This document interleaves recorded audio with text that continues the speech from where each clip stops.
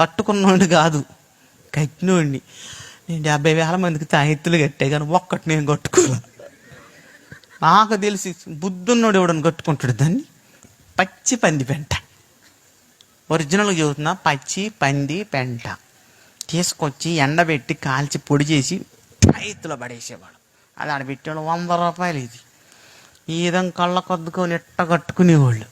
కట్టుకొని మేము తాయెత్తులు కట్టేవాళ్ళం. తాయెత్తు అంటే ఎట్టాను ఆయన ఇంత జలంచులేరు గొట్ట ఉంటుంది, జాగ్రత్తగా వినాలి. ఇక్కడ కూర్చున్న మందలో తాయెత్తు మంద జాగ్రత్తగా వినాలి. ఎందుకంటే మీ కొరకే నేను ఇవాళ వచ్చింది. స్పెషల్ మాట. నువ్వు పగల కొట్టద్దు, చెప్పేది నువ్వు. పగల కొట్టేవాడికి ఇంత రేకు దొరికిద్ది. మన హిందూ సహోదరులు ఏమంటే అక్షరేఖ అంటారు. ఆ రేఖలో కొన్ని అక్షరాలు ఉంటాయి, మనకు తెలియదు. కానీ మేము ఏం చేసేవాళ్ళంటే భూత వైద్యులంగా ఒక్కొక్క తాయెత్తులు 200 దెయ్యాలు పెట్టేవాడు. ఎన్ని దెయ్యాలండి? తాయెత్తులు 200 దెయ్యాలు ఉంటాయి. పందుల్లోకి ఎన్ని దెయ్యాలు పోయినాయి చెప్పండి? 2000 దెయ్యాలు. ఒక దెయ్యం అంటది నా పేరు సేన, మేము అనేకలం అంటది. ఒక దెయ్యం అంటే ఒక ఇల్లు ఉడిచిపెట్టి వెళ్ళి తిరిగి వచ్చినప్పుడు ఊడ్చి అమర్చి ఉంటే చూసి తనకన్నా మరి చెడ్డవగు 7 దెయ్యాలని తెచ్చిందంట. అన్నిట్లో ఉండలేని దెయ్యాలు, తాయితలో ఉండలేకపోతే వాళ్ళకి పట్టింది ఒక్కటే. మేము వాళ్ళకి బట్టి పంపేది ఎన్నో తెలుసా? 200. ఇప్పుడు సమస్య పెరిగిద్దా తరిగిద్దా? తెల్లరి బయటకు వచ్చేవాళ్ళు నువ్వు ఏమంటా కట్టినవు కానీ నాశనం అయిపోయింది. రాత్రి అంతా నిద్రలేదయ్యా, ఒళ్ళంతా నొప్పులయ్యా, ఎవడో మీద పడి కొరుకుతుండయ్యా. ఇదిగా నీకు తగ్గదలే కానీ తాగితే పోయేది కాదు. మరి ఏం చెయ్యాలయ్యా? నల్లకోడుందా? అలలియా నల్లకోడా మా దగ్గర లేదు. మా దగ్గర ఉంది, కొనుక్కో. ఎంత అయ్యా? ఎక్కువేం కాదు, 500. దేనికి స్తోత్రం. మా దగ్గర 10 కోళ్ళు ఉండే, రోజు అమ్మేవాళ్ళం. కోసుకునేవాడు ఎవడు లేడు. ఆ 10 వాటిని, 10 మాత్రం చిరంజీవులు. మా ఇంట్లో ఎప్పుడు స్టాక్ ఉండేవి. ఈ కోడిని వాళ్ళకి అమ్మేవాళ్ళం. 500 తీసుకుని జేబులో పెట్టుకునేవాళ్ళం. వాళ్ళ కోడిని ఎట్టు తీసుకుని ఏం చేయాలి స్వామి అనేవాళ్ళు. ఈ బాగా చేస్తాం అనేవాడు. మళ్ళీ మా కోడి మాకే వచ్చేది. దాన్ని ఏమైనా కట్ చేసేవాళ్ళం అంటే అమ్మో కట్ చేస్తే అట్టదు, బంగారం పండు అయితే అది రోజుకి ఎంత సంపాదించదు అనుకుంటున్నావు? నువ్వు కూలికి పోయినా కూడా కుదరదు కోడి దెబ్బకి. దాని ముడ్డి ఈకలు ఒక ఈకని గట్టిగా బీకేవాళ్ళం. బ్లడ్ వచ్చేది. ఆ బ్లడ్ తీసి ఇక్కడ పెట్టేవాళ్ళం. తూర్పు తిరిగి దండం పెట్టి అనేవాడు. దేనికి బాబా? నువ్వు పెట్టి బాబా అనేవాడు. ఇట తిరిగి దండం పెట్టేవాడు. మా తాట ఎంత పడుగు తాటి బద్దిచ్చేవాడు. ఎట్ట జరుగుతుందో తెలియదు. 3 దెబ్బలు. 4వ దెబ్బకి దెయ్యం అనకూడదు అనేవాడు. ఇక్కడ పట్టించి ఒకటే చెప్పేవాడిని, వెనక్కి తిరిగి చూడబాకని చెప్పేవాడు. 100 ప్రసంగాలు చెప్పిన ఎండ్రో. ఈ దారిని పోయేటప్పుడు ఆ చోటు మంచిది కాదు, చూడబాకు అని చెప్పు. ఎంత బాగుంటారో తెలుసా? హల్లెలూయా. మొన్న ఒక ఆమంటుంది, పాస్టర్ గారా ఇవన్నీ కాదులే కానీ అసలు సంగతి చెయ్యి, నాకు ఎంతైనా పర్లేదు, ఖర్చు పెట్టుకుంటా, నేను అసలు చెయ్యి అంటుంది. ఏం చేయాలి నీకన్నా? 2 మేకలు తెస్తాను, బలిచ్చి నా మీద నెత్తురుపోయాయి, అప్పుడు బాధ దెయ్యం అంటుంది. ఏసు రక్తమే 10 రూపాయలు కూడా ఇది గుళ్ళోకి 2 మేకలు ఎత్తదంట. దేవునికి స్తోత్రం. ప్రియమైన దేవుని బిడ్డలారా, సరేనని ఆ పరిని కర్ర తీసుకొని ఇక్కడ పెట్టి పీకేవాడినే. 3 దెబ్బలు. పెళ్ళి మన మీకు 4వ దెబ్బ కర్ర ఎత్తి అడిగేవాడిని, ఉందా దెయ్యం అని. లేదయ్యా పోయి. ఉన్నదంటే ఎన్నోది పడుద్ది, తెంటేనే ఇలినేది. ఆ పరిని మా ఆయన గడు కట్టలేదయ్యా. మీ ఆయన కట్టకపోతే మేము కొట్టాంగా. తెచ్చుకున్న 500 పోయే, కొనుక్కున్న కోడి తినటానికి పోయే. మళ్ళీ ఎన్ని దెబ్బలు? కూస్తి కాదు దెబ్బ, వారం పట్టుద్ది వాపు తగ్గటానికి. అట్ట జరిచేవాడిని నేను. అప్పుడు వయసులో ఉన్న 18-19 సంవత్సరాల వయసులో. ఆ పనినే వెళ్ళిపోయేవాళ్ళు. ఆ పని వెళ్ళిపోయేవాళ్ళు. వాళ్ళ ఊరు బాగానే 50 స్వామి దగ్గరికి వెళ్ళి వచ్చినవంటగా నీకు ఎట్టుంది? ఏం చెప్పేది సాక్ష్యం మీకే కదా, వాళ్ళకి కూడా వచ్చి సాక్ష్యాలు చెప్పటం. ఆ పిల్లగాడ జరిసిండే ఒంట్లో అన్నీ పోయినాయి అని. అయితే నేను కూడా పోయేస్తా. పోయిరా.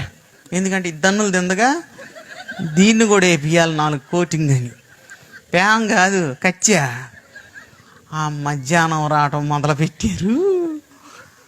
తెల్లరిపడి కాకులు ఎక్కడుండేవాళ్ళు కొంప ముందు. దేనికి వచ్చిండ్రంటే పెందలకాడు పంపించి సామనేవాళ్ళు. ఏం చేసి తన్ని నా సర్వీసులో నేను జరిచాను కదా జనాన్ని. ఈ చెయ్యులు కూడా నొప్పులు వచ్చాయి, కొట్టి కొట్టి కొట్టి నొప్పులు వచ్చాయి, చలి జ్వరం వచ్చేది. తాత నేను ఇలా కొట్టలేనేవాడు. మా తాత అనేవాడు, మనం జరగకపోతే వాళ్ళే వచ్చి మనల్ని కొడతారా అట్ట అనకూడదనేవాడు. ఓపిక తెచ్చుకొని కొట్టి అట్ట బతికినోడిని. ఇవాళ పాస్టర్ అయ్యాక బైబిల్ తీసుకుంటే తంతం కాదు, నన్ను దంతరేమో భయం అవుతుంది. దేనికి పాస్టర్ గారు వినటానికి బాగానే వింటదేమో, ఎన్నంత సేపు వినంటదే. ఏంది ఇలా పాస్టర్ గారు నా గురించే చెప్పినట్టున్నాడు వాక్యం. పక్కన ఉంటుంది, అవునే ఎవరితో చెప్పిందే నీ మీద, అందుకే ఇలా వాక్యం అంతా నీదే. నేను రాను ఇంక ఈ మందిరానికి, నాకు వద్దు అయ్యగారు. ఇంతమందిలో పెట్టుకొని నా గురించి ఇట్ట చెబుతుడు ఆ వాక్యం. నేను రాని. ఏ మందిరానికి పోతాం, ఊళ్ళో ఉందంట బరిగొడ్ల మందిరం ఒకటి, అక్కడికి పోద్దంట. ఎందుకంటే చెత్తేసి రుద్ది సోపేసి పోతారంట ఒంటికి. హారిని ఇలా వాక్యం చెబుదామంటే ఎవడు కోపం వస్తుందో భయం అవుతుంది. ఈ వాక్యం తీసుకుంటే ఏం తగులుద్దో, ఆమెకు తగులుద్దో అని ముందు నాకు టెన్షన్ వస్తుంది. వీళ్ళు కోపం వచ్చి ఏడమానుకుంటారని. ఆ రోజు తంతే అడిగినోడు ఇలా వాక్యం చెబుతుంటే నాకు వస్తుంది. మళ్ళీ వీళ్ళు ఏమంటారు తెలుసా, చిన్న గొర్రె పిల్లను నేను యేసయ్య నువ్వా.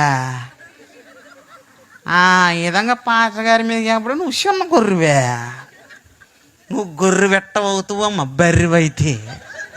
హల్లెలూయా. జాగ్రత్త. నీ దైవజనుడిని వాక్యం చెప్పేటప్పుడు మనకి ఏదైనా తగలొచ్చు. ఇప్పుడు అయ్యగారు చెప్పినా నాకు తగలొచ్చు. నీతో ఎవరికి మాట్లాడుతున్నారు, దేవుడు మాట్లాడుతున్నాడు అనుకోవాలి. కానీ నా గురించి చెబుతుంది. ఎందుకు చెప్పదు, నీ గురించి చెప్పటానికి జనాలకి పని. ఇంకా హల్లెలూయా. ఆ విధంగా డబ్బు సంపాదించేవాళ్ళం. ప్రియమైన దేవుని బిడ్డల, రెండో రకమైన చెప్తున్నాను నేను, ఇది ఇంకా అవసరమైంది. పచ్చి పంది పెంట.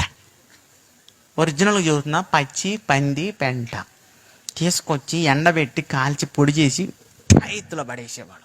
అది ఆడ పెట్టేవాళ్ళు 100 రూపాయలు. ఇది ఈ విధంగా కళ్ళ కొద్దుకొని ఎట్ట కట్టుకునేవాళ్ళు. కట్టుకొని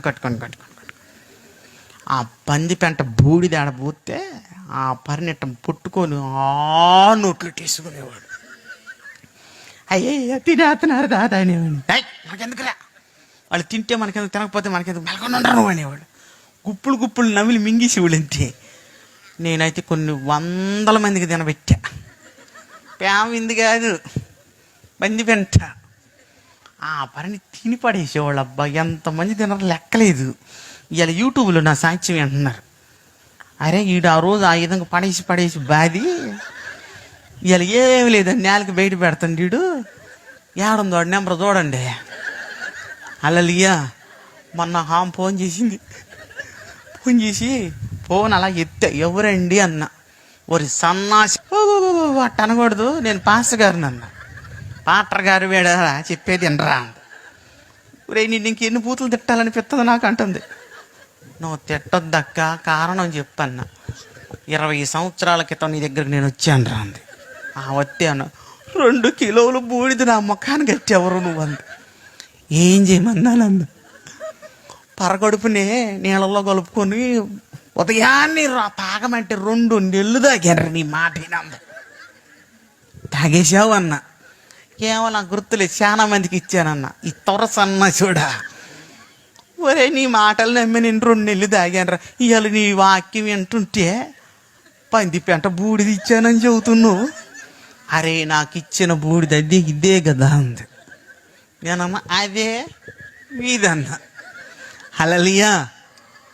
ఒరే నాకు రోజు లేచిన కాడి నుంచి అదే గుర్తుకొచ్చి అన్నం తినబుద్ధి కావట్లేదురా అంటుంది. హల్లెలూయా. ఎప్పుడు అనగా తాగింది 20 ఏళ్ళ క్రితం తాగితే ఇప్పుడు కక్కు వస్తుందంట. మిరాకిల్ అంటే అయ్యి.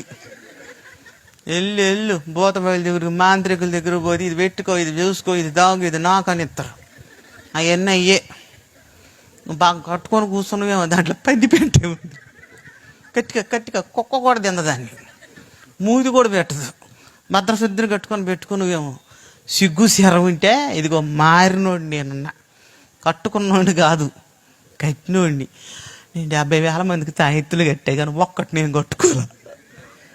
నాకు తెలిసి బుద్ధున్నోడు ఎవడని కట్టుకుంటాడు దాన్ని, అందుకు నేను కట్టుకోవాలి. కానీ నా క్రైస్తవ పిల్లలు ఇలా కట్టుకుంటుంటే నాకు కోపం వస్తుంది, నవ్వు వస్తుంది. వీళ్ళ అమాయకత్వానికి ఏం చేయాలని. చాలామంది ఇప్పుడు తాయెత్తు ఎవరి దగ్గర ఉందా ఏంటి, అందరూ నా దగ్గర లేదు, మేమందరం కైత్తులే. ఇప్పుడు నేను వచ్చి పట్టుకుని నేను ఎవరి దగ్గర ఉందా, కుక్క గనక ముక్కలను పసిగట్టినట్టు ఎవరి దగ్గర ఉందో నాకు తెలుసు.